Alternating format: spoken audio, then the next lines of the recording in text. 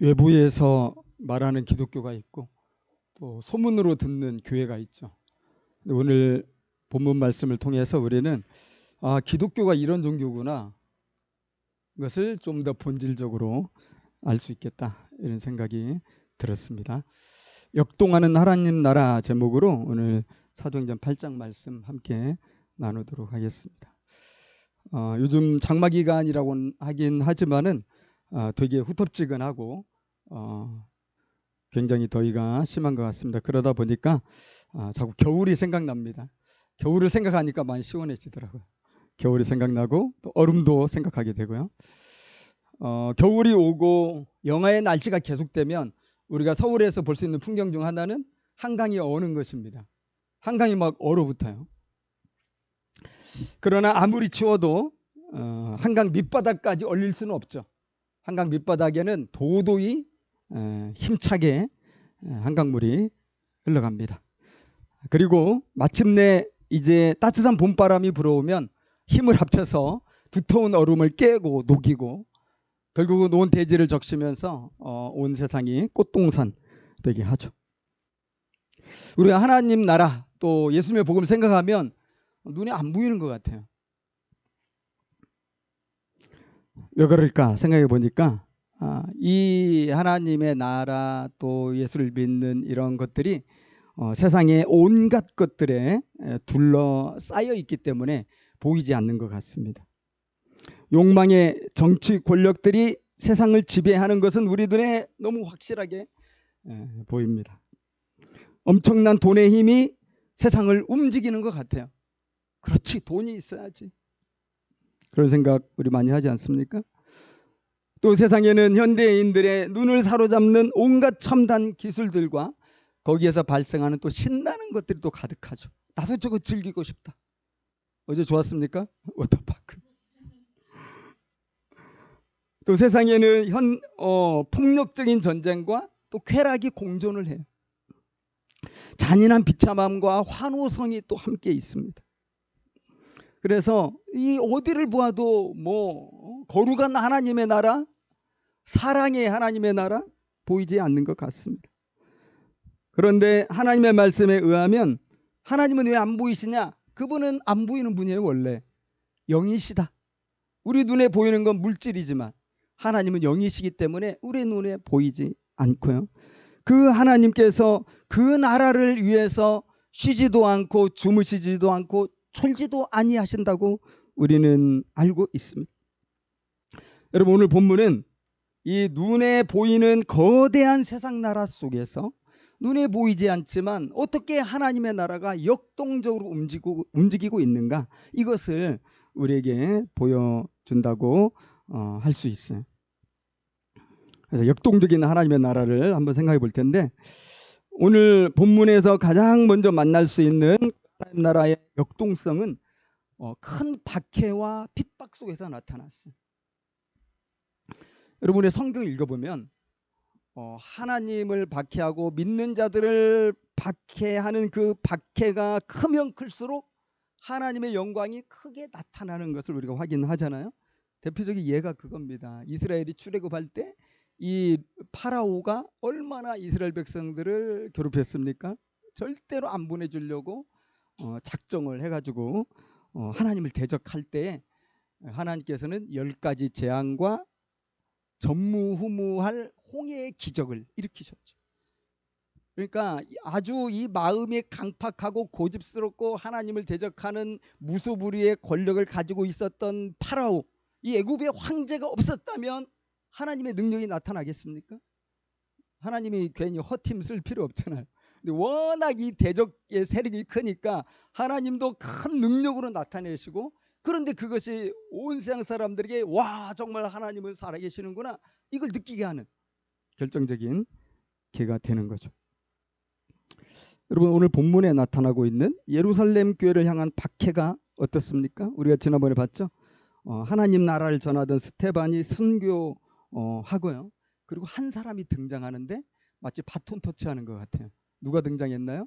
사울이라는 아주 뜨거운 청년, 정말 인생 열심히 사는 청년이 등장합니다.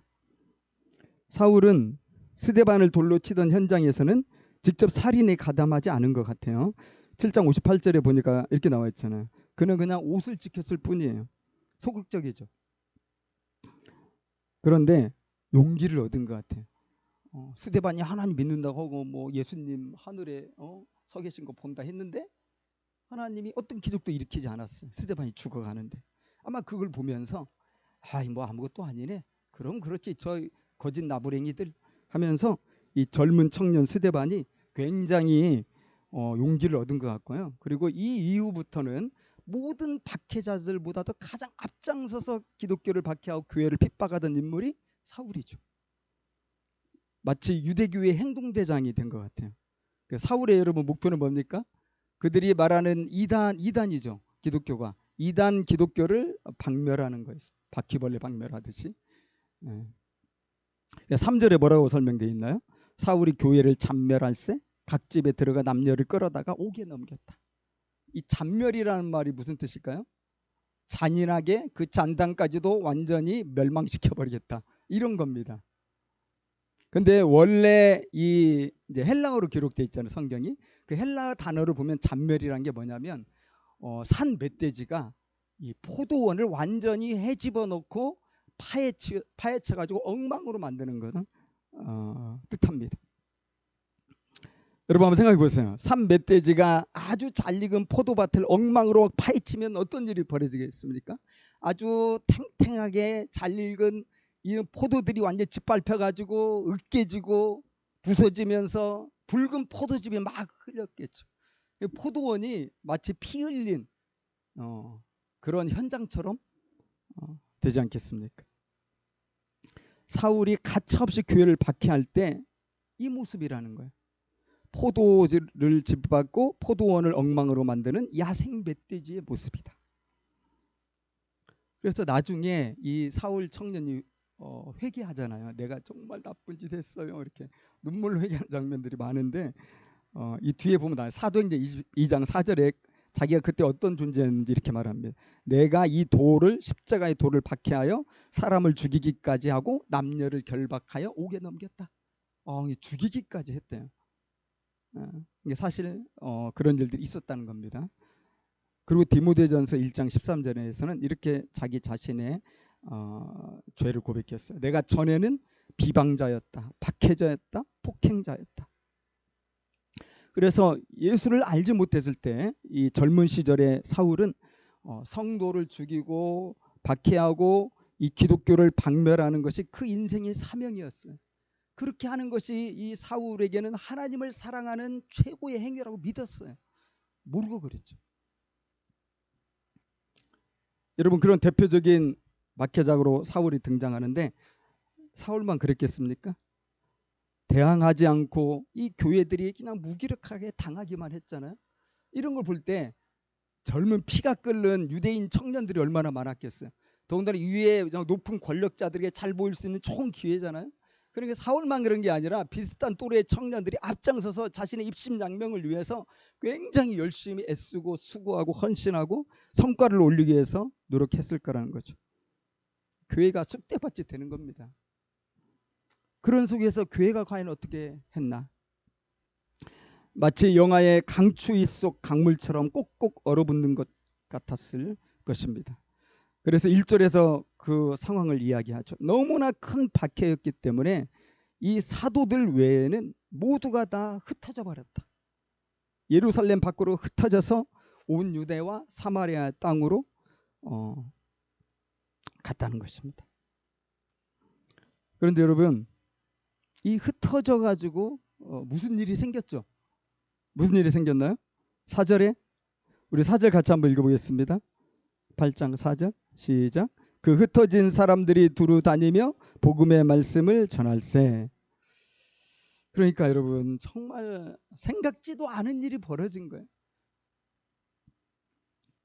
이 박해로 인해서 예루살렘 성도들이 막 흩어졌는데 사방으로 흩어져 가지고 거기서 복음을 전하니까 복음이 이 박해자들의 예상과 다른 그런 그 결과로 나타나는 이런 일이 벌어진 거죠. 여러분, 박해자들은 자신들이 무섭게 핍박하면 교회는 사라질 거라고 생각했겠죠. 성도들을 잡아 죽이거나 감옥에 가두고 핍박하면 교회는 이제 씨도 다 말라버리겠지, 이렇게 생각했을 겁니다. 한 가지 여러분 비유를 들어본다면 야산의 어느 한 곳에서 막 불이 일어나고 있어요. 근데 지나가던 이 등산객이 자기가 가지고 있는 지팡이로 저 불 꺼야지, 급한 마음에 막 그 불을 때려쳤다고 합시다. 뭐 어떻게 되겠습니까? 불이 꺼집니까? 불씨가 막 사방팔방으로 퍼지면서 이제는 그 사람 혼자서 도저히 감당할 수 없는 큰 산불이 나겠죠. 119를 불러가지고 도착했을 때는 이제 끌 수 없는 거대한 불이 그렇게 될 것입니다. 성도들을 박해하자 성도들이 성령의 불씨가 되어서 유대기 입장에서는 상상도 못한 일이 일어나 버린 거예요. 무서운 박해의 바람을 따라 도리어 성령의 불이 세상을 뒤엎어버리는 깜짝 놀랄 일이 일어났죠. 여러분, 이보다 더 하나님의 역동성을 설명해주는 그런 이야기가 어디 있겠어요? 막 팼더니 덮어져. 그죠? 하나님이 하시기 때문에 막을 수가 없어요. 사람이 하는 일이 아니에요. 하나님의 뜻이 그러한데 과연 누가 그것을 막을 수가 있냐 하는 것입니다. 그래서 무서운 박해 속에서도 복음의 꽃이 만발했다는 것을 우리가 확인이 됩니다. 여러분, 우리 하나님에서 어떻게 고백하죠? 우리 찬송도 많이 부르는데 하나님은 어제나 오늘이나 영원토록 동일하다, 우리 그렇게 고백하잖아요. 그렇다면 오늘날 아무리 힘들다고 해도 복음의 꽃이 만발할 것을 기대하는 것은 정상 아닙니까? 그게 진짜 믿음 아니에요? 시대가 어려우니까 이제 안 돼, 이게 아니라 하나님은 변함이 없으시다. 우리 늘 찬송하잖아요. 성경에 늘 기록되어 있잖아요. 물론 오늘날은 무서운 박해나 핍박이 없어요. 저희 북한에 이제 가면 있겠지만은. 그래서 이 남한에서는 어쩌면 이 박해보다도 더 무서운 것이 뭐냐? 철저한 무관심이 아닌가 이렇게 합니다. 그래서 세상은요, 더 이상 교회에 관심을 두지 않아요. 교회가 뭘 하든 상관없어요. 단지 아주 나쁜 일, 사회에 그냥 윤리의식을 그냥 무참하게 짓밟는 일, 이런 일들이 교회에서 많이 일어나잖아요. 그런 일 일어나면 막 이 주요 언론들과 유튜브와 대서특필을 합니다. 좋은 일이 일어나는 건 전혀, 좋은 일도 일어날 텐데 대서특필 안 해요. 이게 기대하지 않는다는 거예요, 교회에 대해서. 그러다 보니까 교회는 이제 더 이상 부흥도 없고 성장도 없는 것 같은 느낌이에요. 어느 때부터인가는 교회가 마음 편히 갈 때가 아니게 되었어요. 여러분, 제가 신앙생활할 젊을 때만 하더라도 교회 문은 다 항상 24시간 열려 있었어요. 새벽에 가도 어디 교회도 가도 새벽 기도할 수 있었고, 어디 교회 가도 예배 드릴 수 있었고, 그냥 교회 가서 잠시 쉴 수도 있었고, 대낮에 가서도. 이제는 그러지 않아요. 모든 교회는 다 문 닫혀 있죠. 낮에는 일주일에 한 몇 번만 문을 열어요. 그럼에도 불구하고 오늘날 교회가 희망이 있다 한다면 그 이유가 무엇이겠습니까? 그건 하나님께서 여전히 일하시기 때문에 그렇습니다. 오늘날도 쉬지 않고 일하시고 성령의 권능으로 일하시는 그 하나님을 믿고 신뢰하고 기대하는 성도들이 있다면, 또 그런 교회가 있다면 하나님은 그러한 성도와 교회를 통해서 여전히 하나님의 역동하시는 그 능력을 오늘날도 나타낼 것이라고 저는 믿습니다. 여러분, 오늘 본문을 보면 하나님 나라 역동성이 어떻게 세상에 나타났는가, 그것을 보여주고 있는데요. 결론적으로 말씀드리면 아주 형편없는 성도들, 아니 그냥 보통의 성도들, 연약한 성도들을 통해서 그런 놀라운 일이 일어났다는 것이 오늘 본문의 메시지입니다. 여러분, 저는 이 흩어진 성도들 생각하면서 솔직히 실망스러운 마음이 들기도 했습니다. 왜 다 흩어졌냐는 거예요. 왜 스데반처럼 복음의 용기를 갖지 못했냐는 거죠. 모든 성도들이 스데반을 본받아서, 여러분 이렇게 말할 수도 있잖아요. 우리도 부활신앙으로 죽음을 두려워 말고 이 복음을 전하자. 우리도 예수님처럼 또 스데반처럼 우리를 핍박한다고 미워하지 말고 끝까지 사랑으로 복음을 전하자. 예루살렘 교회 성도들이 안 도망가고 안 흩어지고 그렇게 기도하면서 내가 스데반의 들을 따르겠습니다 하면서 했다면 무슨 일이 벌어졌을까요? 예루살렘의 그 강팍한 대제사장들, 사두개인들, 바리새인들 여러분 다 회개하고 저는 부흥이 왔을 것이라 믿고요. 예루살렘 이 성전 멸망하지 않을 수도 있었지 않았을까? 하나님이 회개하면 다 받아주시니까. 그런데 안타깝게도 아쉽게도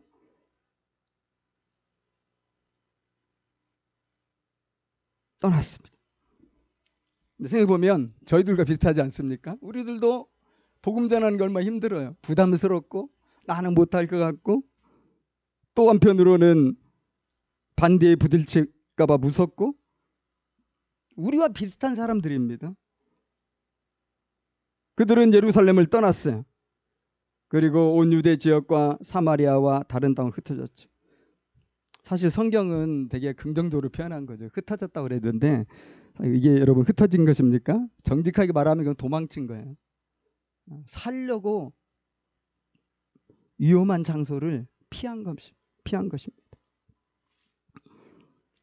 그전에요 무슨 예루살렘 교회에서 성도들을 놓고 무슨 선교사 파송식 한 거 아니잖아요. 자 이제 우리가 땅끝까지 갈 때가 왔습니다 하면서 파송한 게 아니고요. 뭐 12사도가 이게 파송해서 보낸 것도 아니고요. 또 성도들이 핍박이 일어났을 때 이건 주님의 뜻이야 하면서 우리 나가서 복음 전합시다 이렇게 뭔가 막 결단을 한 것도 아니고요.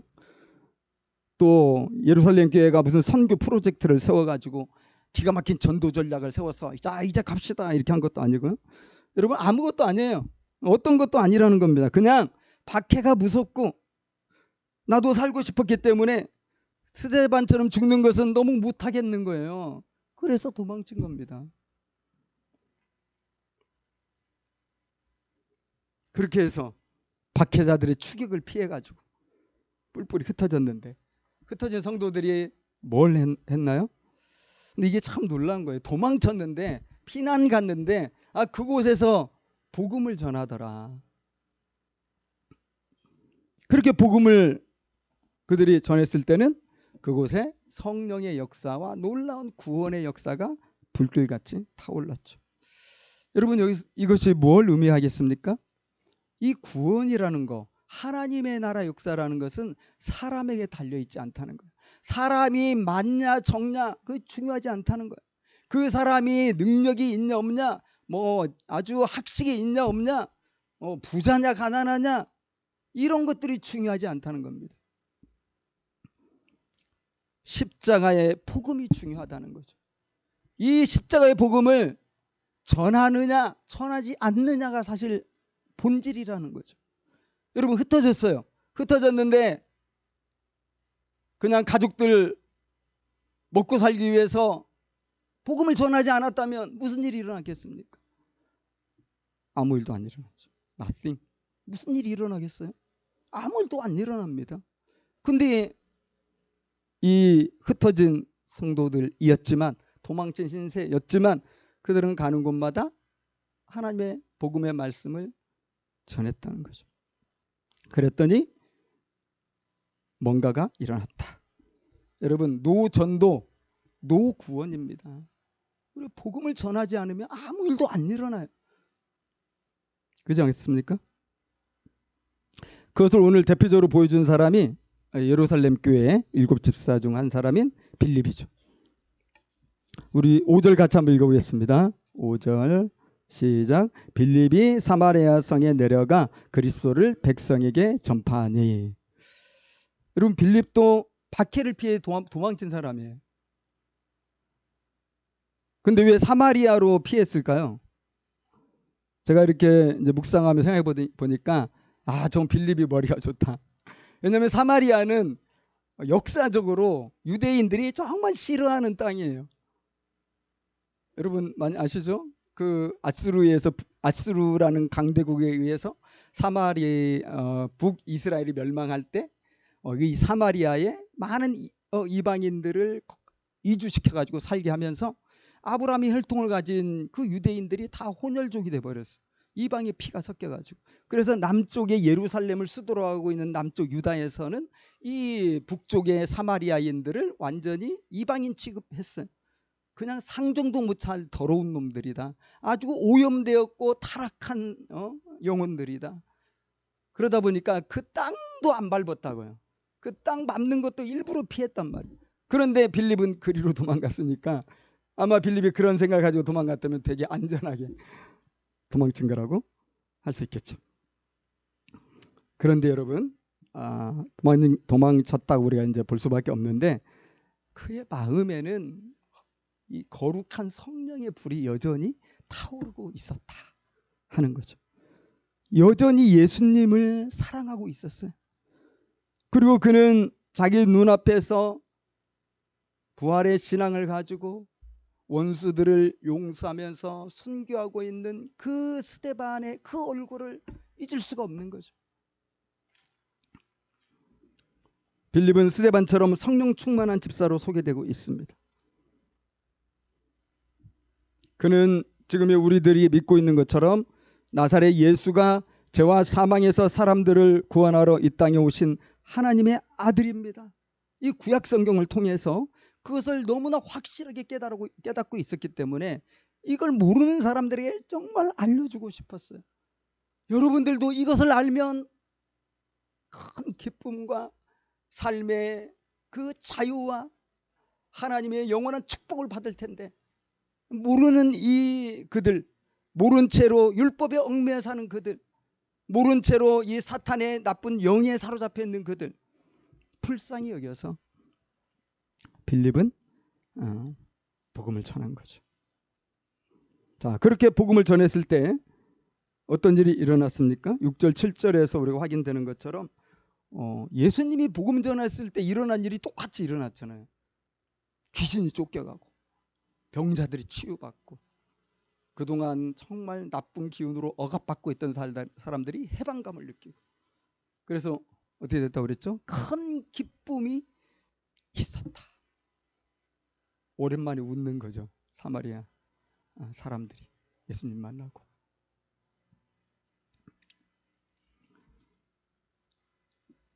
여러분 단지 귀신 나가고 병 나은 거 넘어서서 하나님께서 저쪽 남유다 사람들 사랑하신 것처럼 우리도 똑같이 사랑하시네.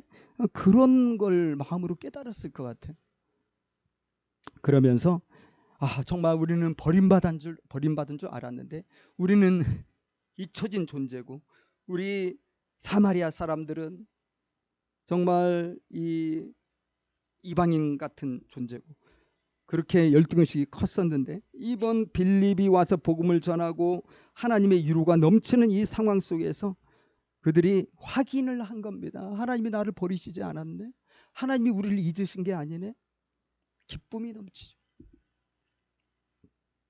그런데 여러분 이것이 빌립이 위대하고 대단해서 일어난 일인가 우리가 생각해 보자는 거죠. 빌립은 어떤 사람이에요? 12사도에 속하지도 않았고요. 그는 그저 예루살렘 교회 성도 중에 한 사람이죠. 그 스데반과 함께 이제 7명으로 뽑힐 때 이전에는 코빼기도 안 보이던 사람이에요. 무명의 존재죠. 무명. 그리고 스데반 같은 7집사에 속하긴 했지만 스데반처럼 못했어요. 스데반처럼 이렇게 용감하게 못하고 그냥 도망쳤다. 이거죠. 평범한 성도입니다. 그런데 그런 빌립을 통해 이 힘있게 역사하는 이 역동하는 하나님의 나라가 성령의 쓰나미가 되어서 이 사마리아를 막 휩쓸어 버린 거죠. 여러분 어떻게 빌립과 또 도망친 연약한 성도들을 통해서 이런 놀라운 일이 일어날 수 있었습니까? 그것은 그들의 마음 가운데 부활하신 예수님이 항상 계셨기 때문입니다. 성령께서 그들의 마음에 임하고 계셨기 때문이죠. 하나님께서 성령을 부어주셨고 성령 충만했던 흩어진 성도들 그들은 복음을 전하지 않을 수 없었다는 겁니다. 여러분 복음 전하는 거 어떤 결심과 결단으로 전하는 거 아니에요. 저 성경을 보면 그것이 너무 분명히 나타나요. 우리 각오를 하고 내가 이 복음 전하겠다 전하는 게 아니고 주님을 사랑하면 내 마음이 뜨거워져요. 진짜로 순수한 마음으로 주님을 사랑하게 되면 내가 너무 좋아요. 너무 좋으니까 이거 얘기해주고 싶어요. 친구들에게, 가족들에게, 엄마 아빠에게, 동생들에게, 직장 동료들에게 얘기해주고 싶어요. 너무 좋으니까. 이게 여러분 복음 전도입니다. 근데 그런 거 전혀 없이 그냥 일요일 날만 왔다 갔다 교회만 나오는 분이 교회에서 전도합시다 하니까 막 어쩔 수 없이 막 전도 가는데, 전도 가서 한 번이라도 거부 당해봐요. 평생 전도 못합니다. 전도는 그렇게 하는 게 아니죠. 내가 좋아서 해야 돼. 그러려면 예수님 사랑해야 돼. 우리 다 사랑하잖아요. 진심으로 사랑해야죠. 빌립이 그런 사람. 여러분, 흩어진 성도들 다시 한번 생각해 보면 여기 모인 우리들과 크게 다르지 않은 보통 사람들이죠. 빌립도 대단한 사람이 아니었죠. 그저 그들은 박해를 피해 여기저기로 불씨가 바람에 흩날리듯 흩어진 사람들이었죠. 다른 것이 있다면 그저 마음속에 불타고 있는 이 성령의 불씨를 혼자만 간직할 수 없었던 사람들이었습니다. 내가 받은 하나님의 십자가의 사랑을 혼자만 가지고 있을 수 없었던 사람들입니다. 그들은 가는 곳마다 그 불씨를 전했고, 그러자 성령은 바람을 만난 불처럼 상처 깊은 사마리아 사람들 안으로 파고들었고 그들 가운데 놀라운 구원과 치유와 회복의 역사를 이루신 거죠. 그래서 여러분, 하나님이 하신 일입니다. 성령께서 하신 일입니다. 보통의 성도들이지만 자신 안에 있는 복음의 진리를 드러냈을 때 하나님께서 능력으로 사용하셨다는 것입니다. 끝으로 이 하나님 나라의 역동성은 이 도시의 악함 속에서도 두드러지게 나타난 것을 우리가 확인할 수 있습니다. 잠시 전에 말씀드렸지만은 이 사마리아가 얼마나 어두운 땅이냐 이겁니다. 주전 722년에 아수르에게 망했거든요. 혼혈민족이 가득한 땅이었다 말씀드렸는데, 그곳에는 또 뭐가 있었냐면 사마리아 성전이 있었어요. 이 예루살렘 성전까지 못 가니까 자기들끼리 신앙 지키려고 그리심산에 성전을 세웠다고요. 그런데 거기서 하나님을 예배하는데 거의 우상 숭배가 되는 거죠. 그리고 오랫동안 인정받지 못했고요. 하나님께 버림받았다는 패배주의, 소외감, 영적인 열등감, 그런 것이 있으니까 기쁨이 있을리 만무하죠. 자유함이 없는 흑암의 땅이었습니다. 여러분, 우리가 그런 땅에서 교회를 시작한다고 해봅시다. 우리가 복음을 전할 수 있나요? 그런 곳에 가서 복음을 전하면 사람들이 들을까요? 근데 빌립이 갔을 때는 더더욱 영적으로 어두운 땅이 되어 있었어요. 왜 그렇습니까? 거기에는 강력한 영향력을 끼치는 맨파워를 넘어서 신적 파워를 가진 이단의 교주 같은 사람이 있었어요. 오늘날 저 신천지 이만희 같은 사람이 있었어요. 그 사람 이름은 시몬 마구스. 기독교 교회 역사 속에서 오늘 본문엔 시몬이라고 나와 있지만 시몬 마구스라고 알려진 인물이고요. 우리가 오늘 본문에는 막 빌립을 열심히 따르고 세례도 받고 막 이래서 믿음이 제대로 박혔네 할 수도 있지만은 뒤에 보니까 그게 또 아닌 걸 알 수가 있는데요. 교회 역사 속에서 이단의 교주로 많은 사람들이 영향을 끼쳤던 사람으로 나옵니다. 처음에는 마술사였는데 빌립 다니면서 배운 거야. 기독교를 접목시킨 거야. 그래가지고 이단의 괴수가 되는 거죠. 그러니까 사마리아 땅이 그 자체로 너무 힘든 땅인데 이 힘들니까 또 마음이 아프고 그래서 유혹에 약하단 말이에요. 이 시몬 마구스 같은 사람이 마술을 펼쳐가지고 막 사람들을 휘어잡으니까 거기에 다 따라가고, 오늘 말씀에 뭐라고 그랬습니까? 쥐 고아를 막론하고 시몬을 따랐다. 하나님의 능력이 다 크다. 완전 하나님처럼 섬긴 거예요. 시몬 마구스를. 마술이라고 그랬는데 오늘날 마술은 뭡니까? 우리 마술 보는 거 좋아하시나요? 마술 하면 막 깜짝깜짝 놀라잖아요. 사람 몸이 막 나눠지기도 하고 그거 어떻게 하는지 모르겠는데, 하여튼 숙련된 이런 노력을 통해서 굉장히 숙달된 걸로 마술을 하죠. 그리고 눈속임이고, 심지어는 요즘은 이제 어떤 첨단 기법 활용해가지고 사람들 다 속이는 거예요. 오늘날 마술은 그 정도예요.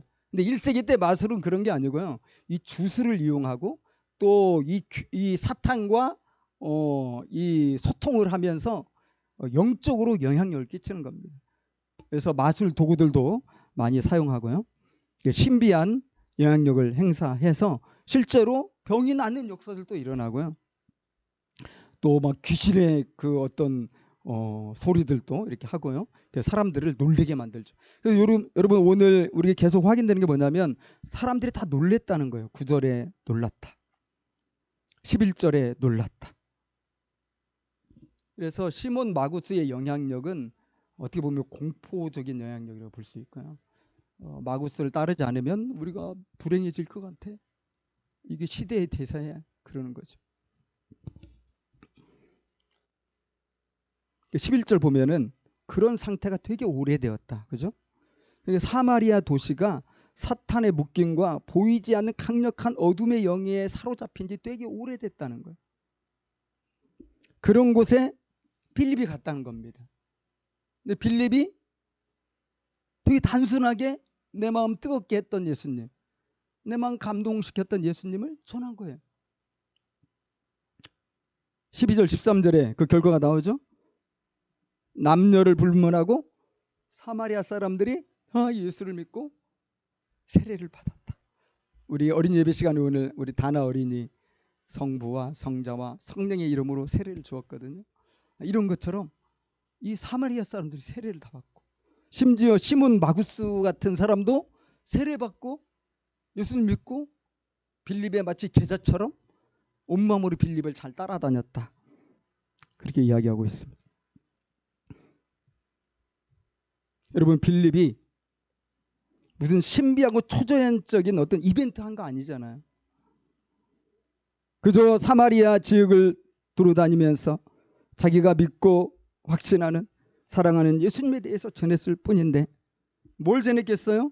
분명하죠. 십자가에 못 박혀 죽었다가 3일 만에 부활하신 나사렛 예수가 바로 구약의 선지자들이 오리라고 했던 바로 그 예수다. 그리고 그 예수님은 사마리아 여러분들도 사랑하십니다. 이렇게 했겠죠. 그랬더니 모든 마귀들이 쫓겨가고 오랫동안 그 땅을 결박하고 있던 더러운 귀신들이 도망치고 많은 병자들이 치유받으면서 치유와 회복의 역사가 급격하고 강력하게 일어났고 아까 말씀드린 것처럼 뭐가 임했죠? 큰 기쁨이 임했다. 이전에 없던 기쁨이, 이전에는 두려워서 놀래가지고 시몬 마구스의 종로로 됐는데 복음이 임하니까 진짜 영적 해방과 영적 자유와 그동안 자기를 억누르고 있던 모든 그 나쁜 기운으로부터 해방이 돼버려요. 얼굴이 쫙 펴지는 거죠. 누가 봐도 되게 행복해 보이는 얼굴. 그 모습 한번 해볼까요, 여러분? 행복해 보이는 얼굴. 여러분, 우리가 어떤 도시에서 복음을 전하냐? 아니, 이 교회가 어떤 도시에 있느냐? 이게 중요한 게 아닌 것 같아요. 그게 중요한 게 아니라 우리가 복음을 전하느냐, 전하지 않느냐. 이게 본질이에요. 아무리 착한 동네, 아무리 신사적인 동네 가서도 우리가 복음을 전하지 않는다면 아무 일도 안 일어나요. 근데 아무리 악한 도시, 막 귀신들이 역사하는 도시에 가도 우리 복음을 전한다면 오히려 더 큰 일이 일어날 수 있죠. 여러분, 우리도 도시 생활을 하지만 모든 도시마다 강력한 사단에 보이지 않는 묶임이 있다는 거예요. 영적인 어둠의 세력이 존재한다는 것이 성경에서 가르쳐주는 사실이죠. 생각해보면 도시마다 다른 성격의 어두운 영들이 활발하게 이 주민들을, 시민들을 사로잡고 있는 걸 우리가 보게 됩니다. 어떤 도시는요, 타로점과 또 사주팔자 관상이라든지 철학관이라든지 이런 것이 가득한 그런 도시들이 있어요. 그래서 그러한 거짓 영들에 의해서 사람들이 다 조종을 받는 거예요. 문제만 있으면 거길 찾아가요. 거기에서 우리를 자유케 하시는 진리를 만날 수 있습니까? 다 거짓 영의 노예가 돼버리는 거예요. 어떤 도시는 유흥주점과 클럽들이 가득하고요. 밤마다 쾌락을 누리고 주말마다 더 큰 쾌락을 누리는 이런 도시들이 있고, 이 쾌락의 영들에 사로잡혀 사는 도시입니다. 거기 안 가면 인생 살맛이 안 나는 사람들이 얼마나 많습니까? 그 영에 사로잡혀 있는 거예요. 어떤 도시는 돈을 우상숭배하는 기업들과 사업하는 사람들, 돈을 제일로 하는 거대 빌딩들이 하늘 높이 솟았고, 그래서 사람들은 이 달러와 황금에 사로잡혀 사는 거죠. 그야말로 물질이라는 만몬의 이 우상숭배의 종노릇을 하는 거죠. 그런 도시들이 특별히 또 있습니다. 여러분, 현대 도시들은 밤마다 불야성을 이룹니다. 그럼 우리가 생각해 보는 거예요. 과연 그 불화성을 이루고 휘황찬란하게 번쩍이는 그 도시에 사는 사람들은 마음의 평강과 진정한 자유를 누리고 있는 사람들일까? 사도 바울은 당시에 거대했던 에베소 도시 사람들을 향해서 뭐라고 했습니까? 이 사람들이 이 세상의 풍조를 따르고 있다고 했습니다. 공중의 권세 잡은 자를 따르고 있다고 했습니다.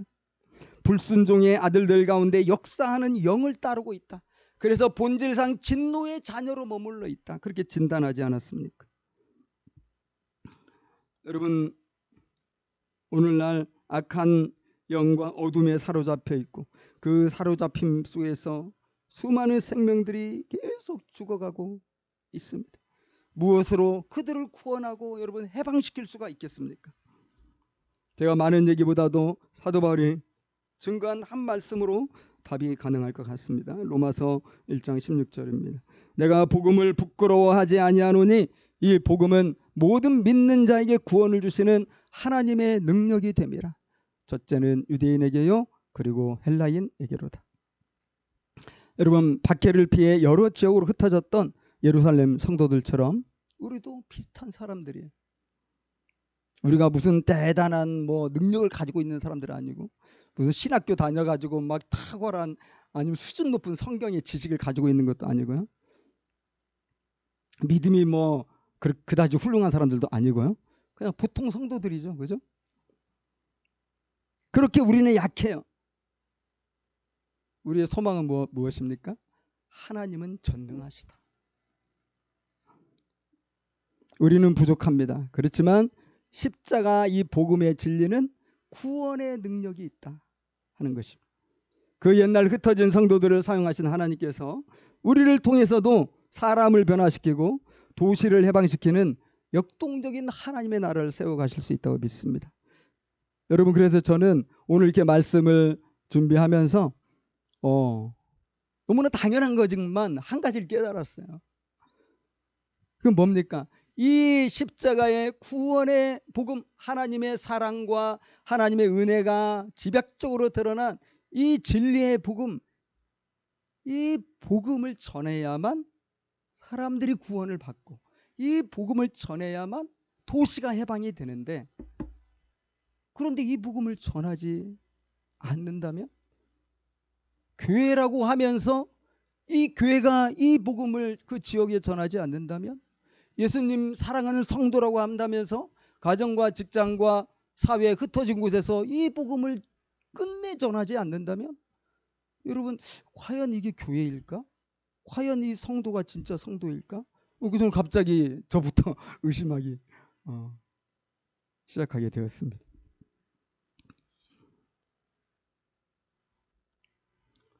물론 정직하고 덕이 되는 삶과 함께 우리가 전해야 되는 복음이겠지만, 실제로 입을 열어서 그 복음을 전하지 않는다면 과연 무엇인가? 사랑하는 여러분, 움직이는 교회된 우리가 성령 충만하여 흩어져 가는 곳마다 내가 믿었고 내가 사랑했던 주의 복음을 전할 수 있다면, 오늘날에도 슬픈 도시 사마리아가 큰 기쁨을 얻었던 것처럼 우리 가정에도 직장에도 내가 속한 각종 커뮤니티에도 또 우리 교회가 있는 지역에도 구원과 해방의 큰 기쁨이 있게 될 것이라고 믿습니다. 바람 부는 날의 파도가 얼마나 거셉니까? 그것처럼 힘있게 하나님의 나라가 역동적으로 넘실될 수 있을 것이라고 믿습니다. 이 믿음으로 함께 기도하고 나아가는 우리 교회 성도들이 되면 좋겠습니다. 우리 함께 기도하겠습니다.